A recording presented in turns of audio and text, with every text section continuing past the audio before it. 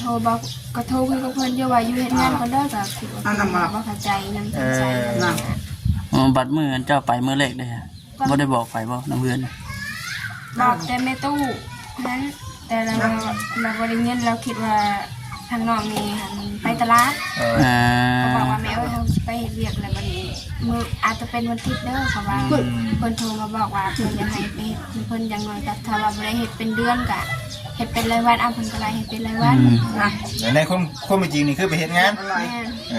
แต่ว่า FC หลายท่านเข้าใจว่าไปมีผู้ว่าน้อยแล้วแบบนี้นะก็ไปมื้อนั้นก็ไปกับหมู่คนในบ้านนี่แหละวันนี้เพิ่นก็เมื่อก่อนบ่ได้มีผู้ว่าน้อยแม่นบ่นี่บ่มีมีเนาะ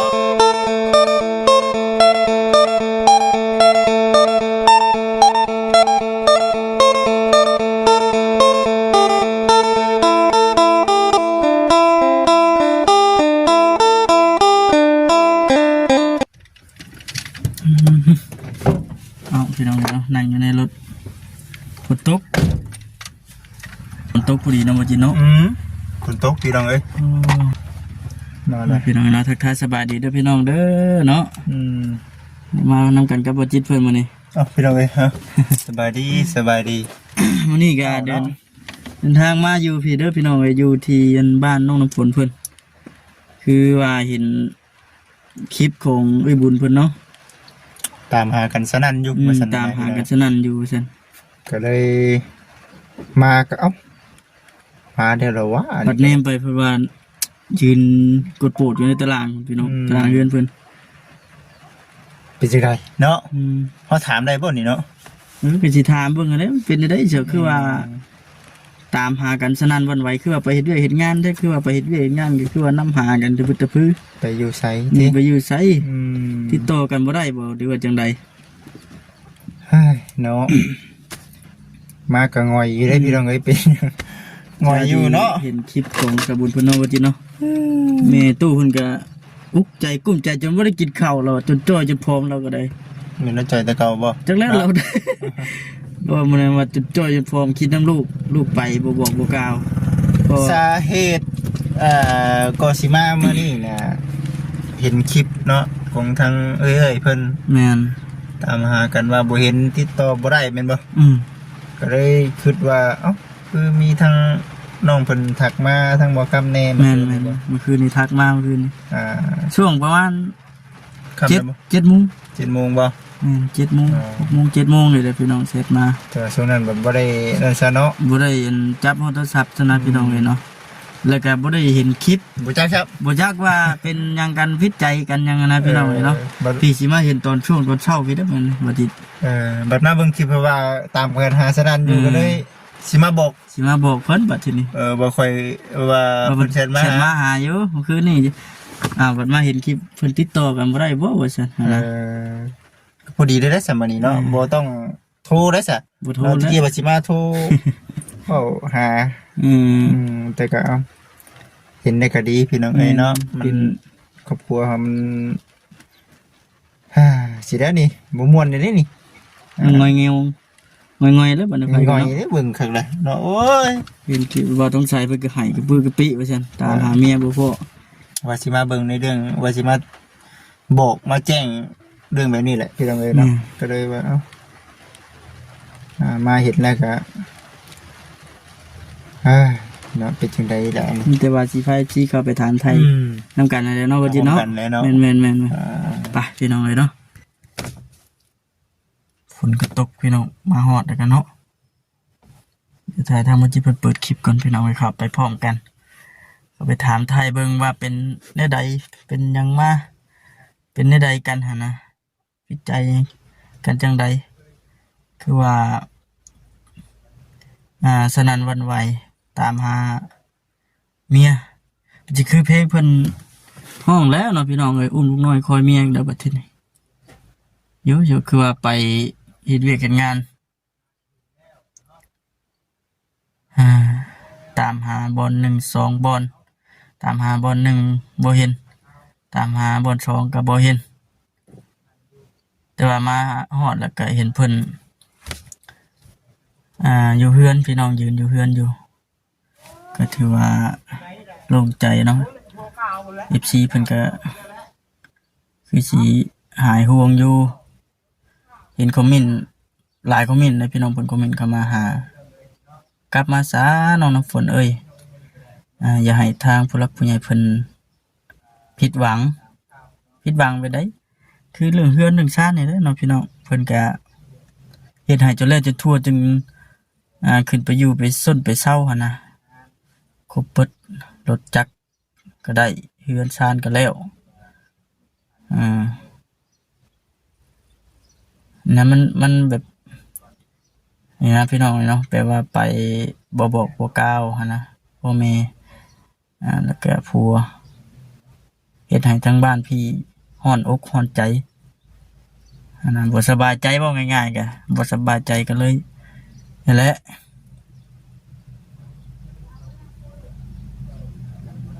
ไปพี่น้องเนาะฮ้อนแฮงเลยบัดในรถบ่ข้างก็มาแบบสุดไฟหุดหน้าเลยพี่น้องบ่ได้บ่ได้เปลี่ยนเครื่องเลยนะมาแบบสุดเรียกนี่ข้าวมาสิมาบอกเพื่อนแน่ว่าจะยังติดต่อหากันบ่ได้พี่น้องเนาะ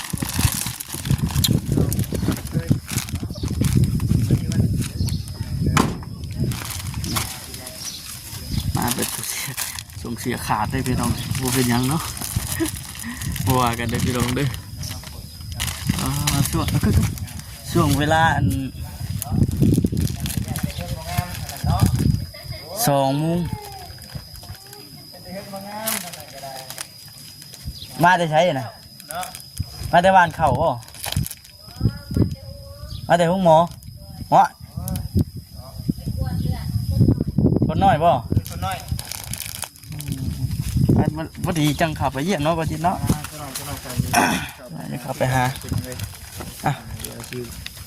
เด่นเบิดพี่น้องเนาะในเดือนมาเลยเนาะที่แหละแต่แล้วก็ทางน้องน้ำฝนเพิ่นพี่น้องเลยเนาะเอากลับไปสบายดีใช้ได้หาเนาะสิเข้ามาถามไทยก่อนปิดเน็ตไว้ก่อนก็ได้จบก่อนยันเบิดบ่เดี๋ยวนี้พี่เดือนนึงนั่นแหละพี่น้องเอ้ยเดี๋ยวสิไปถามเบิ่งก่อนที่แรกเห็นอยู่ในคลิปเนาะตามหากันสนั่นวันไหวในความคิดก็คือ1ย่านเป็นห่วงแม่โมเมนต์ว่าเข้าไปเฮ็ดเฮ็ดงานแหละมีคนทำไร่จังซั่นจังซี่บ่ในความคิดนะอย่างในแนวคิดอยู่ที่ต้องเนาะเอาทางนี้ตามหาอยู่ไว้ซั่นนะโมเมนต์เราถือกันอันนั้นน้ำในบ่ซั่นได้ในความคิดนะคิดไปแล้วเนาะตามบ่ขึ้นว่าไปจังว่ากันในเรื่องของทางไม่ตู่เราก็คิดเลยเนาะไม่ตู่เรานอนรับแต่ว่าไม่ตู่เอ้ยเนาะคือสินอนรับได้บัดคือสินอนรับเจ็บได้ทุกนอนรับเจ็บปัญญังบัดเศร้าใจนะพ่อสบายดีนอนรับบ่บัดรับแล้วบัดกลางเว้นก็นอนรับเฉยนอนรับแล้วมาแล้วไม่ได้กินข้าวลูกลายมือเลยคอยฟ้าจากมือแล้วน้องกันไทยเอาอุกใจนั่นเลยอะไรเขาอะไรเอาหลานแน่ก็มาเจ้าเนี่ยยังสิไปอีกอยู่บ่ไปนะมาไปนั่งวันได้มาได้บ่น้องคนนี้มาเลยได้พูดที่คุณบ่ไปเพื่อนคุณก็ไปนั่งเพื่อนอยู่ในขึ้นใหญ่คุณบ่ได้อยู่คนเดียวมันได้แฝงเป็นยังไงล่ะพ่อมอยู่บ่พ่อมให้ตามไทยอยู่บ่มันอยู่คนเดียวมันในบนนั้นอยู่นั่นเท่าในเลยบ่เขาในเฮือนอะไรเราเงินบ่ได้ได้เนาะพบบ่ได้ได้มื้อนี้สิมาถามให้ฮู้น้ำกันได้ซีเพิ่นเนาะซีเพิ่นติดตามเบิ่งอยู่ได้เอาขนมให้ร้านเด้อวันนั้นเขาว่าได้นอนปลุกกับลูก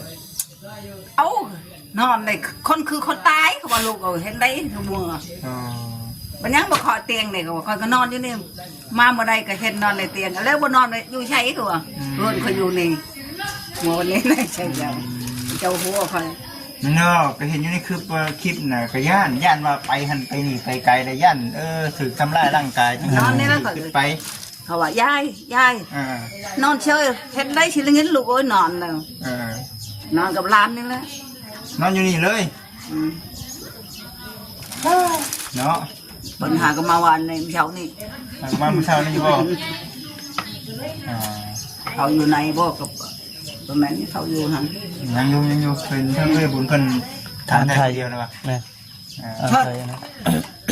ร้อนอะไรกันยัยชื่ออะไรตาโดกไงนี่อะไรต่อเนี่ยเนาะ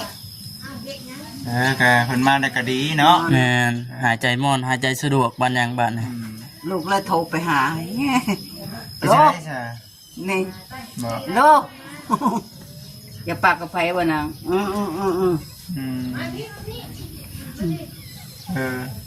แม่มันมาเมื่อกี้เองมาบริโภคพูดก่อนก็ได้เด้อถามไทยทั้งนั้นนะไอ้บุญก่อนก็ได้เนาะไอ้บุญคนถามไทยมันบริโภคน้ำแม่มันเลยมันโหกระโดดยาวเห็นแม่มันยันจักมือบ่จักมือก็บ่แม่ว่าเยอะเราบุคคลได้ยินไปแล้วพอได้ยินบ่จะเป็นพ่อมันเมื่อแล้วคอยบอกให้ก็บอกลูกเอ้ยเนี่ยคอยเลี้ยงเองขึ้นตะกี้เห็นบ่ขึ้นตะกี้นะขั้นแม่มันพ่อมันปะแม่มันคอยเลี้ยงเองเขาว่าใหญ่มาแล้วหม่เมื่อน้ำพอบ่ฮะเมื่อน้ำพอพอก็ตายแม่ตายเลยก็เมื่อเบิ่งเขาสิถามมึงเจ้าเด้อมันเป็นยังไงเหตุผลนั่นนะจ้าคอยกระดิลูกเมื่อเหตุงานบริพิษบนอยู่เพื่อนอยู่ชาตินี่บ่ได้ให้กันบ่กับให้อยู่ลูกให้กันซื้อเขากินบ่เป็นว่าผัวเมียกับบริพิษเถียงกันบ่เวลาสิไปเฮ็ดเวียกเฮ็ดงานนี่พัวก็ไปจักใครก็ไปจักมันไปเอ้าไปจักมือไปบริจักบ่มันบริบอกมันว่าไปเฮ็ดบัตรโมชวนไปเฮ็ดบัตรให้ไปแต่ตอนแรงละมาเด้อแม่คอยชื่อเขาชานพร้อมเป็นบัตรยังก็สิพากันเฮ็ดงานบัตรไปกรุงเทพโอ้บัตรนั้นเจ้าว่าวันในพัวไปนำเนาะบ่เห็นไหนมาเป็นชาวเนี่ยเราโทรไปบอกให้พวกเขามาเอาเด้อแล้วพวกก็ไปรัดเอาอยู่ใช้ไปแล้วใช้ไปรัดเอาอยู่ใช้นี่ทางให้บุญบ่ให้บุญบ่ได้แล้ววันนี้ไปวันนี้ไปเขาบ่เห็นมันขี่รถโดยสารมาลงนี้เนาะไปรัดเอาบอกพวกไปรัดเอาโทรมาเอาบัดนี้มันโทรมาแต่ว่ามันมาเนี่ยบ่เชื่อก็ว่าบ่เห็นมันเคยเชื่อมาแล้วบ่ทองมาแล้วเป็นเนาะว่าสิเนาะ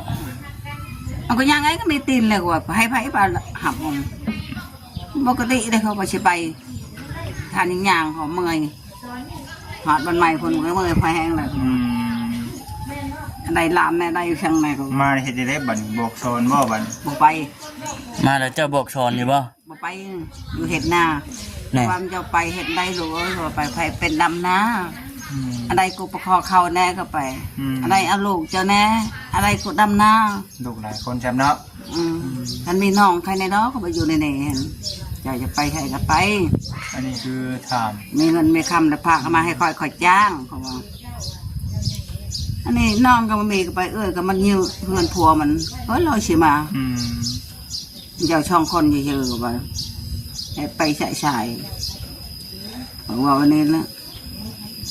ปิดเนาะคนมาเลยคู่มือมาไหนติดตามมาแล้วติดตามเลยมันยังดอกเนาะเราว่ามันมาใหญ่ที่ทุกได้ลูกมาแล้วก็ไปอยากเขาเลยเท่าเดี๋ยวนี้ยังไม่อยากเขาอยู่เดี๋ยวนี้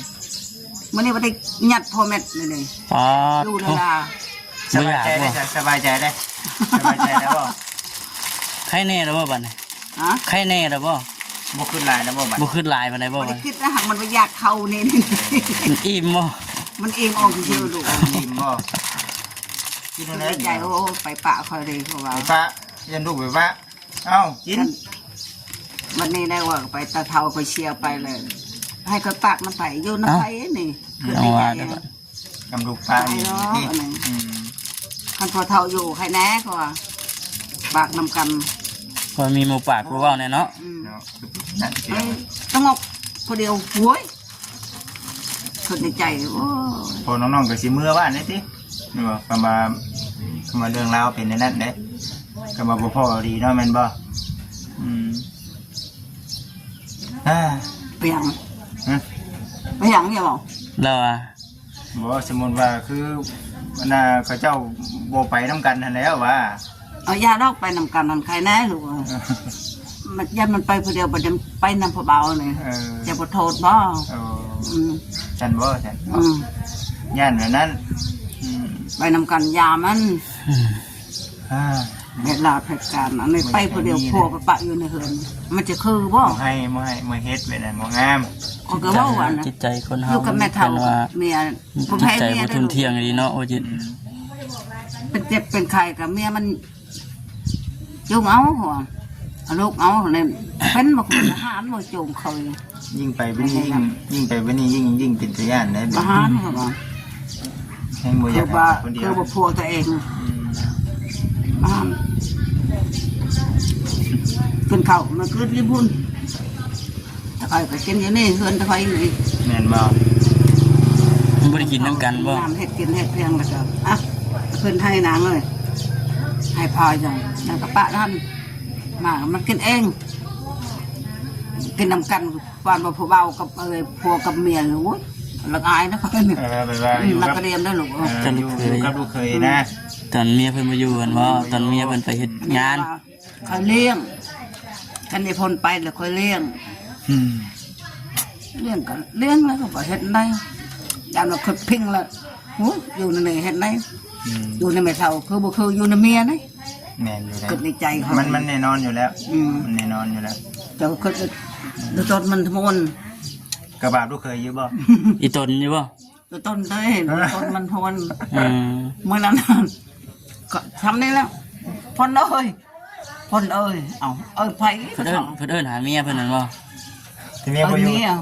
เมียบ่อยู่ เมื่อไปแล้วหมดวันแล้ว แล้วมื้ออีกบ่คิดในใจอีกเนาะเองเนาะ มันไปใช้ว่าแม่เอาไปจักหรือข่อยก็ออกนาเขากันเราก็ออกนาไปจักพ่นเอ้ยก็ว่า ลูก เบิ้ง ได้ ลู ซะ กเคยเจ้าเอิญเมียมันไปใช้ไปชวันเขาว่าตอนแรงเรามาถ้าชะมอย เก็บเลยติ จักมื้อแล้วจ้ะ หลายมือ หลายมื้อแล้ว เอา ไม่ได้นับมันหลายมือแล้วหาสมามาหนึ่ง ก็อันนี้คือเว่าในเรื่องว่าทางแม่เฒ่าเพิ่นก็เป็นห่วงแล้วก็คิดเนาะคิดกระบาด มาพี่น้องน้ำพล มาพี่ดูแลมานี่ดู เดี๋ยวที่ได้บาท โอ้ยเนาะ เฮ็ดอาบอก เฮ็ดให้ตื่นแล้วบาดนี้โอ้ยมาสบายดี บาทดี เอานั่ง เป็นได้ เฮ็ดงานหยังก่อ เราชายไปไหนเด้อ ไปเห็นงานนั่นบอลเขาขายอันนั้นปิงไก่กันแล้วก็ไปเห็ดบอลคลินิกบอลเก่าหั่นน่ะที่ว่าเพิ่นดัดฟัน คลินิกดัดฟัน ดัดฟัน คลินิกแคล คลินิกแคลจักบอลก็ไปเฮ็ดนะ ตอนแรกก็ไปอยู่บอลเซเว่นหันได้เดือนนึงแล้วก็กลับมาเห็ดบอลคลินิกหันได้ประมาณ 4-5 มื้อนี่แหละแล้วก็ ประมาณ 4-5 มื้อ ได้เงินอยู่บ่นะ4-5มื้อ ได้ เพิ่นหาอยู่ แม่นเพิ่นก็ไล่เอาเป็นวันเอาก็ไล่ลองเบิ่งว่าเพิ่นให้เดือนหนึง2 ล้านแล้วก็ดาวล้านแล้วประมาณ ไปไป เฮ็ เฮ็ ด ด งาง าน น ได้ ได้ 3 มื้อก็ บ่ม่วนว่ะ ได้ บ่ทันว่าบ่ม่วน 200,000แต่ว่าอันนี้หันไปเฮ็ดคือว่าไป เรา เฮ็ด ไม่ ทุกวัน ได้ ซื้ ข อย ายเลย ไปเฮ็ด อยู่นี่แล้ว เฮ็ดงานบนขายปิ้งไก่หันเพิ่นให้วันละแสน อ๋อ แบบซื้อ มันจะหักใช้ มาลาแล้วเฮาซื้อเขาเด้ และเป็นจังนั้นแล้วบัดนี้เห็นคลิปอยู่บ่บัดนี้ตั้งเรื่อยๆเพิ่นน่ะลง มันเบิ่งบ่ได้เพราะโทรศัพท์มันอัปเดตออกมันบอกว่าให้ติดตั้งอันนั้น YouTube แม่นเวลาติดตั้งได้แล้วเบิ่งได้แล้วบัดนี้มันเด้งออกแล้ว มันเด้งเอาเอง บอกให้อันนั้นติดตั้งใหม่อีกตั้งบ่ได้ต้องใส่อีเมลเนี่ยมันบ่ได้ ว่าพากันตามหากันวุ่นอยู่เห็นสนั่น ฉะนั้นวันวายอยู่ว่าซั่นติ ก็เลยมีความคิดนั่นแหละทางนี้ก็ได้ว่าเป็นห่วงเมียแน่เนาะ เป็นจังได้บ่ แล้ว ซั่น ตอนไปตอนแรกก็โทรบอกก็โทรคุยกับเพิ่นอยู่ว่าอยู่เฮ็ดงานก็เด้อก็คิดว่าเพิ่นบ่เข้าใจยังสงสัยกันนะ บัดมื้อเจ้าไปมื้อแรกเด้อบ่ได้บอกไปบ่น้ำเพื่อน บอกแต่แม่ตู้นั้นแต่เราบ่ได้เงินเราคิดว่าทางน้องนี่ค่ะมันไปตลาด เขาบอกว่าแม่เขาไปเฮ็ดเวียกอะไรบัดนี้มืออาจจะเป็นวันอาทิตย์เด้อเขาว่าเพิ่นโทรมาบอกว่าเพิ่นอยากให้ไปเฮ็ดเพิ่นอย่างน้อยก็ถ้าว่าบ่ได้เฮ็ดเป็นเดือนก็เฮ็ดเป็นรายวันเพิ่นก็ได้เฮ็ดเป็นรายวัน ในความเป็นจริงนี่คือไปเฮ็ดงาน แม่น แต่ว่า FC หลายๆท่านเข้าใจว่าไปมีผู้ว่าน้อยแล้วแบบนี้นะ ก็ไปมื้อนั้นก็ไปกับหมู่คนในบ้านนี่แหละวันนี้เพิ่นก็เมื่อก่อนบัดนี้เพิ่นเมื่อก่อนแล้วบัดนี้เอาเงินนำเอื้อยเพิ่นก่อน200,000ทางน้ำมันเพิ่นเอามาให้แม่ตู้ โดย 200,000แล้วก็เฮ็ดเพิ่มอีกประมาณ3มื้ออยู่รวมกันพอดีเป็น5มื้อ กินล่ะ ก็ได้อยู่500,000 แล้วก็ปากกิน บ่ได้มีผู้ว่าน้อยแม่นบ่นี่ บ่มี บ่มีเนาะ แม่น โอ้แบบนั้นได้เนาะดีแล้วคำบ่มีเนาะ ด้วย คิดเห็นทั้งแม่คิดเห็นทั้งผัวคิดเห็นทั้งลูกหั่นแหละ ตอนไปก็โทรคุยกับทองชายก็ที่ว่าบ่ได้คุยกับเพิ่นก็จริงแต่ว่าเวลาเฮ็ดงานแบบลูกค้าก็เข้ามาไลน์แล้วบัดนี้เพิ่นบ่ให้ลงโทรศัพท์ อันนี้คือสิ่งที่ว่าทั้งน้องพลเว้าเนาะ แม่น แต่ว่าทั้งนั้นขึ้นไปหลายแล้วทั้งนั้นก็ได้เนาะ แล้วบัดนี้ เป็นห่วงเด้ ติดต่อหาเพิ่นบัดติดต่อบ่ได้เพราะว่าโทรศัพท์แม่ตู้โทรมาหาแม่ตู้เพิ่นก็ปิดเนี่ย สาเหตุที่ว่าติดต่อบ่ได้เห็นบ่ แม่นเพราะว่าน้องก็เลิกงานก็6 โมง 7 โมงจังซี่แต่บางทีน้องโทรไปหาทางแม่ตู้นี่แบบถามว่าทำไสอยู่บ่ได้อยู่หน้าก็ ยาบ่ มันยังใส่อยู่กลางเว้นน้องประเทศงานมันน้องคุยบ่ได้ อย่างนี้จะเวลากลางค่ำกลางคืนได้ฉะพักผ่อนที่ใส่ อยู่เรือนเพิ่นอยู่ชั้นสองมันเป็นเรือนชั้นชั้นสอง อยู่ซีโน่เฮานี่เนาะมัน นี่ บ่ อยู่บนคลินิกแถว ที่นี่แคล มันไทยยายังบัวเงิมยังเหนือมัน เราอยู่เห็นนี่ดอกในทางเอื้อยเราพาไปเนาะเห็นอยู่กันนั่นแหละเดี๋ยวก็ดีแล้วฉันเนาะแต่มีแต่ว่าคิดว่าจังไดล่ะมีหยังกับบอกกันคักแน่เนาะ แต่ว่าบัดช่วงที่เพิ่นถ้าเกิดเพิ่นพาไปตามหาเจ้าอยู่ไสก่อน ตอนนั้นน้องหันออกแล้วบอลหัน ออกไปแล้ว แม่น้องไปอยู่บอลขายปิ้งไก่บอลตลาดที่ว่ามันมีทางไปสวรรค์แล้วก็มีทางนี้สั่น คิวรถเพิ่นบ่ ไก่คิวรถหัน บัดทั้งเขาเอ้ยเพิ่นบัดบ่ได้ไปหาช้าทางกินไก่น่ะ แม่เพิ่นมา โอ้เนาะ เลยบ่เห็น แม่ ทางอันน่ะเซเว่นน้ำแน่เนาะทางอันน่ะมินิมาร์ทน่ะ แม่เซเว่นบอลหันสะดวกซื้อข้าว บ่เก่าเนาะบ่เฮ็ดแต่เก่า เนาะก็ถือว่า โล่งใจแล้วบัดเนาะ นึกว่าก็จักสิว่าจังไดเด้อเนาะอันนี้ก็ได้ทั้งบ่สงสัยเราก็เป็นห่วงเนาะติดต่อบ่ได้ครับอันยัง โทรศัพท์มันก็มีแค่เครื่องเดียวไปเลยนะมันติดต่อหากันแบบเวลาคนอันนั้นเวลาเฮาเฮ็ดเวียกคนโทรมาบ่ได้มีเวลาคุยเฮากับบ่ได้คุยไว้ ก็คิดอยู่ว่าเอ้าว่าแม่นบ่สาวพลว่าซั่นว่าดอกว่าซั่นไปเอาอันน่ะผู้ใหม่เด้อบ่ซั่นเอา MC ก็คิดได้เลยเนาะ แน่นอนแหละ น้องใส่เอ้ยว่าซั่นเนาะบ่คิดหลายก็ย่างเนาะเราไปเอาผัวใหม่แล้วอันนี้กลับมาว่าดูมาเห็ดหน้าก็คิดตกลงกันว่าสิถ้าว่าเห็ดเวียกเห็ด ยาแต่ ห ยา น้าแล้วก็ว่าสิพากันไปเห็ดเวียกอีกคือเก่าก ลับไปเฮ็ดเวียกคือเก่าไปบ่ชองบ่บัดนี้ แน่นสิไปบ่ช่องเลยว่า พุ่นแล้วเขาในเฮือน ที่ว่าไปแหละนี่แนวอยากได้ก็ว่าสิอยากไปหาเลยได้รถหาทุกว่าต้องใช้ให้รถ รู้จักก็มีแล้วนี่ รถไทย รถไทย แม่นมือช่องก็ยังมีอยู่ ไทยมือสอง แม่น สาเหตุที่ว่าดิ้นรนหาเงิน เดี๋ยวมันมาได้บ่ เข้าในเฮือนเลยเด้ มันมาบ่อันน่ะบ่ต้องใส่ ต้องใช้ เกิดมานี่ดู นั่งน้ำกันก่อนเห็นว่าใส่เนาะทั้งพวกเข้าใจกันสักก่อนได้เนาะ คิดก็ว่าคำว่านะ แม่บ่ค้ำเกิดมันก็ขนาดผ้ารุ่นผ้านุ่งชุดเครื่องเฮ็ดเวียกมาเลย เอาเอ้ยสบายดี เสื้อขาดมาเลย เจ้าน่ะเป็น ขึ้น น้ำ มาแต่ เจ้า ไทยฮุดไปจัน เดี๋ยวไปน้ำข่อย เป็นน้ำเจ้าหันหากับบ่ทั่ว โอ้ยหาบ่ทั่วจังได๋ข่อยเข่าเกือบเข่าสิทอนแขวข่อยว่า มารักษาแขวบ่ เขาจะเนาะมีหยังเนาะว่าทอนแขวบ่เขาอ่ะข่อยก็เลยบ่จักควบสิเว้าแล้วบัดนี้ แม่นได้บัดนี้ดิ โอ้เนาะ ธรรมดาไปอนาคลินิกแถวมันต้องไปหาชาแถวเนาะอันนี้มันเป็นหาถามคนเนาะ เพราะว่ามันเท่ากับมันจะควบสิเหตุได้แบบท้องใสมันแบบคอจากที่กี้ว่าสิมื้อนี้สิพาไปคอไปมื้อนี้เช้าอ่ะแบบกระวนกระวายกินบ่ได้นอนบ่รับว่าสิซะ ไม่ได้ไปบ่มัน บ่ได้ไปมื้อนี้คิดว่าสิไปมื้อนี้หลังจากไปก็เลยไปเลยเมื่อวานนี่ฮะเอ้าไปว่ะจังได๋ก็ให้มันรู้มันเห็นมันนี่แหละว่ะ แต่ก็ยังแบบปุ๊บปั๊บรถนี่เนาะ เอาเฮ็ดจังได๋เราแบบคนมันคิดฮอดเมียได้บ่จิตจักเมียตัวเองคิดไปต้องตะกรรมลำบากใช่ล่ะจักถูกคนหลายคนบ่ดีเอาไปของเรานะ สิบอกทางเลยแต่ขนาดทำบ่เห็นสำใดสำหนึ่งเขายังถามมา เนาะอันนี้โดนไปบ่บอกแล้วคนดีคนชั่วเอาเมียเราไปของคิดของเรา คิดไปแล้ว ก็เลยมาสิก็เอาดีแล้วเขาว่า เอาแม่เนี่ยมันแล้ว ช่วยกันเห็นมา ก็อยากให้เป็นแบบคือแต่หลายคนคิด เคยเห็นมาหลายเคสแล้วก็บัดนี้มาถือเคสวันนี้บัดโอ้ข่อยก็เลย ปวดหัวอะไรเติม มุดตึ๊บข่อยก็ได้ว่าเฮ็ดจังได๋ตะกี้ก็เห็นน้องเพิ่นมาอยู่ก็โอเค คือว่าหักแพงกันเนาะ มากันอยู่เฮ็ดอยู่สร้างนำกันว่า จ้า มาเป็นอย่างนี้เฮาก็บ่คักกินไปเลยเนาะ แม่นั่นแหละบ่งามแล้วบ่คักกันแล้ว ถ้าเดี๋ยวไปทำธุระส่วนตัวกันเด้อเด้อ สบายดีสบายดีเนาะพุ่นละเดี๋ยวถามว่าทางใส่เพิ่นมาก่อนจะหน่อยเนาะมาถามไทยกันนั่นแหละเป็นไดพี่ชันเนาะ เห็นนะมันมันเฮียมัน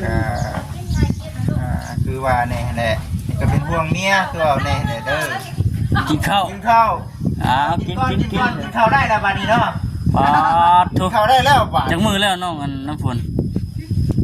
จักมือแล้วติดต่อหากันบ่ได้ ก็ใช้2 มื้อ 3 มื้อนี่ โอ้3 มื้อเลยเราบ่กินข้าวจ้ะ เนาะ ถามมือเป็นไรแล้วเราติดต่อบ่ได้ เมื่อวานมื้อซื่นนี่รอมื้อซื่นอีกอย่างก็บ่ได้เอาโทรศัพท์ไปนำบัดนี้แบตโทรศัพท์มันก็บ่ใช้เข้าบ่ใช้น้อยใช้นึง เราหิวข้าวเอามีแต่ว่าถ้าว่าต้องใช้เพิ่นออกมาก่อนเพิ่นกินข้าวกินน้ำก่อน ถามไทย นี่ก็ยาวพอสมควรเลยนะพี่น้องเนาะ เบา เดี๋ยวสิจบคลิปก่อนเด้อพี่น้องเด้อเนาะโอเคพี่น้องสบายดี